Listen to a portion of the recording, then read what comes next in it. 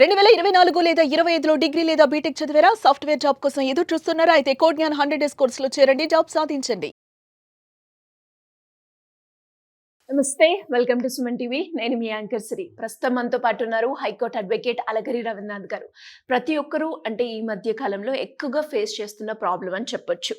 And మంచిగా job ఉన్నప్పుడు ఇల్లు కట్టుకోవడానికో లేదంటే ఏదన్నా ఒక వస్తువు కొనుక్కోవడానికో లోన్ తీసుకోవడం సర్వసాధారణం అయిపోయింది.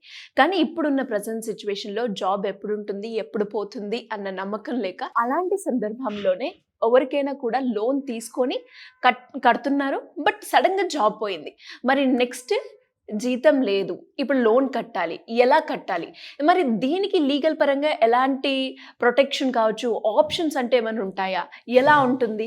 సో దీని గురించి ఈరోజు మనతో ఒక మంచి విశ్లేషణ ఇవ్వడానికి అలాగే రవీంద్రనాథ్ గారు ఉన్నారు. అడిగి తెలుసుకునే ప్రయత్నం చేద్దాం. నమస్కారం సార్. నమస్తే అండి శ్రీ గారు. సార్, వెరీ కామన్ ఇష్యూ అని చెప్పొచ్చు. బట్ ఆ కామనే చాలా వరకు అందరికీ బర్డన్గా మారింది అని కూడా చెప్పొచ్చు.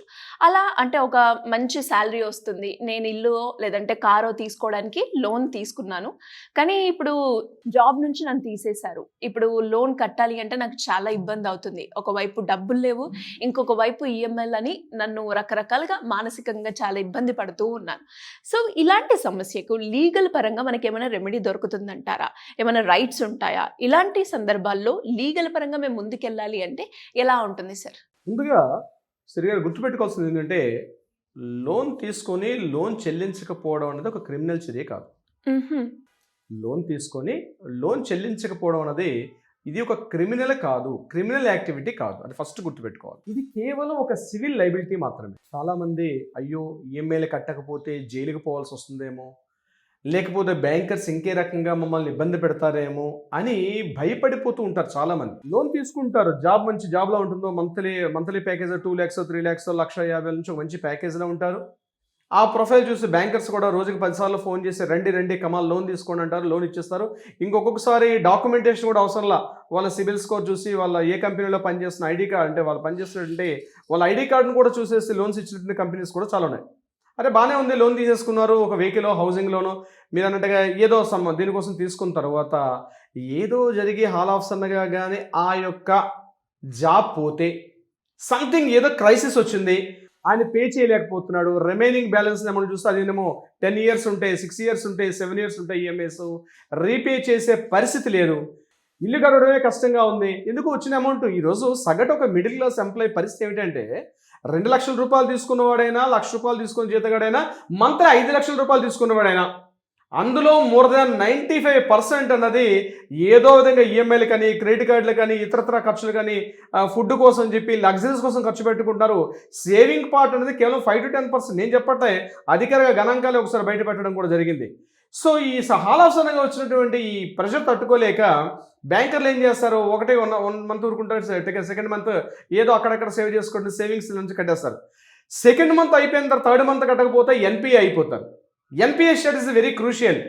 ఆ రికవరీ ఏజెంట్స్ స్టార్ట్ చేస్తారు, వాళ్ళ మీదకి వస్తారు, వాళ్ళు అటాక్ చేస్తారు, వాళ్ళు కడతావా చేస్తామని చెప్పి ఇంటి ముందు కూర్చుంటారు. ఇంట్లో ఇరుగు పొరుగులతో సమస్యలు, ఇంట్లో ఆడవాళ్ళు ఉంటే ఆడవాళ్ళతో సమస్యలు, వాళ్ళు ఎక్కడ ఉన్నారంటే ఆఫీస్ వర్కింగ్ ప్లేస్కి వచ్చేస్తారు, ఇస్తారా చేస్తారని చెప్పి వాళ్ళ బుక్కులు పట్టుకుని కూర్చుంటారు. హ్యారేజ్మెంట్ మామూలుగా ఉండదు. జాబ్ తీసుకొని లోన్ తీసుకున్నప్పుడు అలా బాగా ఉంటుంది. లోన్ రీపేమెంట్ చేసేటప్పుడు ఏంటంటే ముఖ్యంగా క్రెడిట్ కార్డ్స్ కట్టే వాళ్ళ దగ్గర కానీ, చిన్న లోన్స్ తీసుకున్న వాళ్ళు అంటే పర్సనల్ లోన్స్ కానీ, బిజినెస్ లోన్స్ కానీ, ఇట్లాంటి లోన్స్ తీసుకున్న వాళ్ళు ఎక్కువ ఈ పరిస్థితిని ప్రాబ్లం ఫేస్ చేస్తుంటారు. సో వీళ్ళందరికీ ఒక రెమెడీ ఏంటంటే గుర్తుపెట్టుకోండి, ఇది నేను స్టార్టింగ్లో చెప్పినట్టుగా ఇది నాట్ ఏ క్రిమినల్ యాక్టివిటీ. మీరేం దేశానికి ఏదో క్రిమినల్ చర్యలు మీరు చేయలే, ఇది ఒక సివిల్ లైబిలిటీ మాత్రమే. దీనికి ఆర్బీఐ నుంచి క్లియర్ గైడ్లైన్స్ ఉంది. దీనికి ఎలా ఆర్బీఐ గైడ్లైన్స్ అంటే, మీరు ఒకవేళ జాబ్ పోయినట్టు ఉన్నట్లయితే ఇమీడియట్గా మీరు ఏం చేస్తారంటే కన్సల్ట్ ఏ బ్యాంక్ అయితే ఉన్నారో ఆ బ్యాంక్కి మీరు ఇన్ఫార్మ్ చేయండి. So as per RBI guidelines ప్రకారం ప్రతి బ్యాంకు కూడా ఇట్లాంటి ప్రాబ్లం ఫేస్ చేస్తున్నటువంటి ఏ బ్యాంక్ అయినా మీ ఈఎంఐని రీస్ట్రక్చర్ చేయొచ్చు, లేకపోతే రీషెడ్యూల్ చేసే అవకాశం, 2 options ఉంటాయి.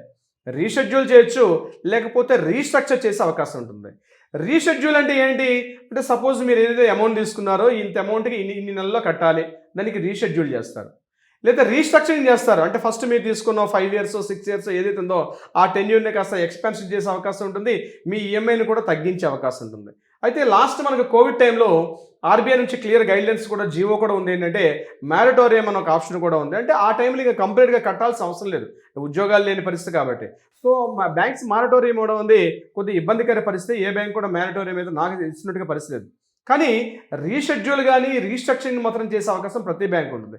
రీసెంట్గా నా దగ్గరకు వచ్చిన క్లయింట్కి ఇదే ప్రాబ్లంతో ఫేస్ చేస్తూ ఆయన సాఫ్ట్వేర్ ఎంప్లాయీ జాబ్ పోయిన పరిస్థితి వచ్చింది. ఇమీడియట్గా ఆయన బ్యాంక్కి వెళ్ళి అప్రోచ్ అయ్యి ఇట్లా చేయమంటే ఆయన ఖచ్చితంగా వాళ్ళు యాక్సెప్టెన్స్ ఇవ్వలేదు.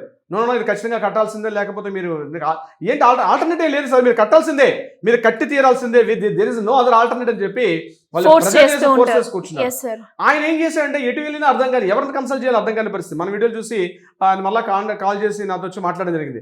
అప్పుడు నేను చెప్పాను సార్ ఈ రకంగా రెమెడీ ఉంటుంది. లేదు సార్ వాళ్ళు వినే పరిస్థితి లేదంటే అప్పుడు మేము దానికి ఆప్షన్ ఇచ్చాం అనమాట. అంటే బ్యాంక్కి మళ్ళీ మనం ఒక లీగల్ డ్రాఫ్టింగ్ చేస్తాం. అడ్వకేట్ ఒక నాతో మాట్లాడాను, ఏం చేశారంటే రీషెడ్యూల్ చేయమని చెప్పి రీస్ట్రక్చర్ చేయమని చెప్పి ఏ సెక్షన్స్ ఏ ఆర్డర్స్ ఉన్నాయని చెప్పి ఒక డ్రాఫ్టింగ్ పకడ్బందీగా రాసి మనం వాళ్ళకి 4 waysలో పంపించాం. ఎప్పుడైతే మనం పంపించామో రిటర్న్ కంప్లైంట్ ఎప్పుడైతే చేసామో బ్యాంకర్స్ దాన్ని ఇమీడియట్గా మళ్ళీ పిలిచి ఆయనతో మాట్లాడి ఒక 6 months వరకు దాన్ని పోస్ట్ పోన్ చేసే పరిస్థితి వచ్చింది. సో ఇది ఫస్ట్ బ్యాంకర్స్ నుంచి వచ్చినటువంటి ఒక రెమెడీ రిలీఫ్ అయితే ఉంటుంది. మళ్ళీ కొత్త జాబ్ జాయిన్ అయినప్పుడు మళ్ళీ రీస్టార్ట్ చేసుకుంటారు, మళ్ళీ దాన్ని కంటిన్యూషన్ చేసే అవకాశం ఉంటుంది. సో ఇక్కడ ఇంపార్టెంట్ ఏంటంటే మీరు భయపడిపోయి అక్కడికి పారిపోవడం కానీ లేదా బ్యాంకర్స్ వస్తుందని చెప్పి తలుపులు వేసుకుంటూ ఆ ప్రాంతానికి ఈ ప్రాంతానికి వెళ్ళిపోకుండా you have to properly communicate to the consult bank. ఇక్కడ బ్యాంకర్ యాక్షన్ తీసుకోవట్లేదండి, మా బ్యాంక్ లోకల్లో ఉన్నాం మేము, మా బ్యాంక్ చెప్తే వినట్లేదు సార్, వాడు అసలు ఒప్పుకోవట్లేదంటే డెఫినెట్లీ ఆబ్వియస్, ఎందుకంటే ఆ బ్యాంకర్ పైన ఒక జడ్ఎం ఉంటాడు, అంటే జోనల్ మేనేజర్ ఉంటాడు, ఒక రీజనల్ మేనేజర్స్ ఉంటారు. సో వాళ్ళ నుంచి వాళ్ళకి ఆ హెయిర్కి వాళ్ళకి ప్రెజర్స్ ఉంటాయి కాబట్టి తప్పనిసరిగా ఆయన లీగల్ తెలిసినా కూడా తెలియనట్టుగా ఉంటాడు. సో డెఫినెట్గా మనం ప్రాపర్ వేలో కానీ లీగల్గా కన్సల్ట్ చేసి ఈ రకంగా చేయాల్సినప్పుడు బ్యాంకర్ ఒకవేళ చేయకపోతే మనం ఇమీడియట్గా కంప్లైంట్ ద అంబుడ్స్మెన్ చెప్పి ఒక సర్వీస్ ఉంటుంది. ఆ బ్యాంకర్ మేము అడుగుతున్నప్పుడు కూడా బ్యాంకర్ మన మీద ప్రెజర్ చేస్తారని చెప్పి ఆ అంబుడ్స్మెన్ కూడా మనం లీగల్గా కంప్లైంట్ చేసే అవకాశం కూడా ఉంటుంది. ఒకవేళ అది హౌసింగ్ లోన్ తీసుకున్నట్లు అయిపోయారు, హౌసింగ్ లోన్లో మనం కట్టలేకపోతున్నా, ఇంట్లో ఉన్న ఇంటి వాల్యూ చాలా ఉంది, ఆ ఇంటి వాల్యూ ₹1 కోటి ఉంది మార్కెట్లో, ఈరోజు ఆ ఇంటి వాల్యూ ₹1 కోటి, మనం ఆ లోన్ కూడా ఆల్మోస్ట్ 70-80 లక్షలు తీసుకున్నాం, ఈరోజు మార్కెట్ వాల్యూలో ₹1.5 ఉంది. సో బ్యాంకర్ ఏం చేస్తున్నాడు, ఇమీడియట్గా లోన్ ఈఎంఐ కట్టమని చెప్పి ప్రెజర్ చేస్తున్నాడు.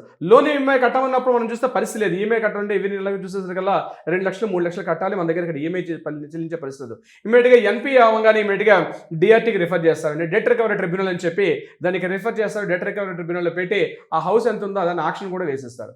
ఈ యొక్క ప్రాబ్లం కూడా వచ్చేటప్పుడు బ్యాంకర్స్ ఏం చేస్తారు, బిఫోర్ నోటీస్ పంపిస్తారు. లీగల్ నోటీస్ పంపించేటప్పుడు మీరు లీగల్ నోటీస్ తీసుకోకుండా దాన్ని మిస్ప్లేస్లో పడడం, నేను లేనని చెప్పి తప్పించుకోవడం కాకుండా లీగల్ నోటీస్ తీసుకోండి, ఇమీడియట్గా అడ్వకేట్ని కన్సల్ట్ చేసి అడ్వకేట్ త్రూగా లీగల్ నోటీస్ పంపించి మళ్ళీ రిప్లై నోటీస్ ఇప్పించండి.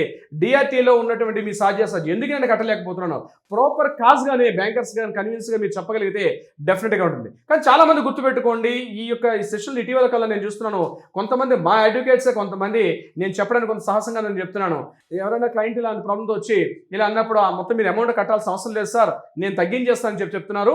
గుర్తుపెట్టుకోండి, అట్లాంటిది ఎక్కడ కూడా చట్టాల్లో లేదు. ఇది క్రిమినల్ యాక్ట్ కానప్పుడు కూడా, ఇది సివిల్ లైబిలిటీ అయినప్పుడు కూడా మీరు తీసుకున్నటువంటి లోన్ ఈఎంఐ ఏదైతే ఉందో, లోన్ అమౌంట్ ఏదైతే ఉందో కట్టాల్సిందే, దాంట్లో no doubt at all. But దాన్ని రీషెడ్యూల్ చేసుకోవడం, రీస్ట్రక్చరింగ్ చేసుకునేటువంటి ఆప్షన్స్ ద్వారా ఆర్బీఐ గైడ్లైన్స్ పాటించి మనం ప్రాపర్గా లీగల్గా అప్రోచ్ అయితే డెఫినెట్గా బ్యాంకర్ మీకు ఒక పాజిటివ్ వేలో మీకు రెస్పాండ్ అవుతాడు. అలా కాకుండా మీరు కానీ డిఫరెంట్గా వెళ్ళి వేరే అడ్వకేట్ చెప్పినట్టుగా అమౌంట్ అంతా మాఫీ అయిపోతుందంటే అమౌంట్ ఎప్పుడు కూడా మాఫీ కాదు, గుర్తుపెట్టుకోవాల్సిన ప్రతి ఒక్కరు. చాలా కేసులు అంటారు, సార్ మాకు వాళ్ళు అట్లా చెప్పారు సార్, వీళ్ళు ఎట్లా చెప్తున్నారు, మొత్తం అమౌంట్ అంతా మాకు ఇంత అమౌంట్ ఇస్తే అమౌంట్ మాఫీ చేసేస్తామంటున్నారు సార్ అని. ఏ బ్యాంకర్ కూడా మాఫీ చేసే రైట్స్ లేవండి, గుర్తుపెట్టుకోవాలి. మిడిల్ క్లాస్ వాళ్ళకి లేదు, పెద్ద పెద్ద వాళ్ళకి ఉన్నాయంటే దట్ ఇస్ డిఫరెంట్. ఈరోజు మనం మాట్లాడుకున్నటువంటి విజయమాల్యనో లలిత మాటను వాళ్ళతో మీరు కంపేర్ చేసుకోకండి. వాళ్ళ ట్యాక్సులు కూడా గవర్నమెంట్ అన్ని వేల కోట్ల రూపాయలు, లక్షల కోట్ల ట్యాక్సులు కడతారు. వాళ్ళ ప్రాపర్టీ అసెట్స్ కూడా లక్షల వేల కోట్ల రూపాయలు ఉంటుంది. వాళ్ళు తీసుకున్న అమౌంట్స్ కూడా లక్షల కోట్ల వేల కోట్లు ఉంటుంది. మనం చూస్తే కామన్ మీరు మిడిల్ క్లాస్ పర్సన్స్, వాళ్ళ రూల్స్ మన రూల్స్ ఒకటేనంటే అందరూ చట్టం ముందు అందరూ సమానలే, కానీ వాళ్ళ లైబిలిటీస్ ఎక్కువ ఉంటాయి, వాళ్ళ అసెట్స్ ఎక్కువ బయటలో ఉంటాయి మార్కెట్లో. వాళ్ళ ప్రాపర్టీస్ని చూసే బ్యాంకులు ఇస్తారు, ఏమీ లేకుండా.